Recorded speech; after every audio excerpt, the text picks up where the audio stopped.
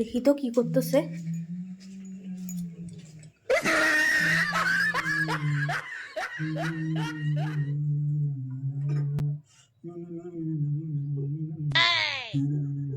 এত এত তেল দেয় না, কি যে রান্না করে ও না, আমার একদম মেজাজ খারাপ হয়ে যায়।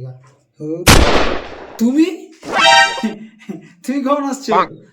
যখন থেকে প্রণাম শুরু করছো তখন থেকে এসে দাঁড়ায় আছি, দেখো নাই? আরে ডিমের মামলেট তুমি বানাইছো, দেখো কত ছোট। আমি দেখবা কত বড় বানাই, দেখবা খালি হবে। Talent talent. প্রথমে ডিমটাকে আমাকে ঘাইটে নিতে হবে। ও তুমি ঘাইটে রাখছিলে যদিও, যদিও আর আমি আজকে বানাবো, ঠিক আছে? কি ব্যাপার, আওয়াজ হলো না কেন? আওয়াজ হবেও না। কেন গো? তোমার দেখা ডিমটা ইয়ে হইতেছে না। আরে হবে কি করে?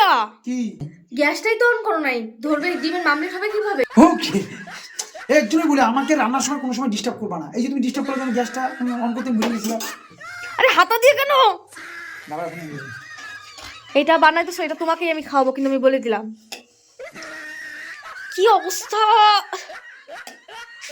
খাইছি না কোনোদিন ডিম অমলেট? না। হ্যাঁ হ্যাঁ হ্যাঁ, খালি লালটা অ্যাপলটা এইভাবে বানায়। আমি আজকে আমার স্পেশাল ডিশ। হ্যাঁ হয়েছে? যদি হয়ে থাকে রান্না করতে থেকে বিদায় হবে এবার। এই রাম, ডিমটা কেমন হয়ে যেতেছে রে, এটা তো খাওয়াই যাবে না। ওই শোনো, আমার একটু কাজ আছে, তুমি ডিমের মামলাটা করো তো। আমার কাজ আছে, জরুরি কাজ আছে, হইতেছে কিন্তু নিজের আমার টাইম মতো। আমি এক্ষুনি কাজ করে আমি এক্ষুনি আসছি, ঠিক আছে? পারে না কিছু না, জ্ঞান দিয়ে যেতেছে গা। ইস কি করা হয়ে গেল, আমি কোথা থেকে শুরু করবো না বুঝতেই পারতেছি না।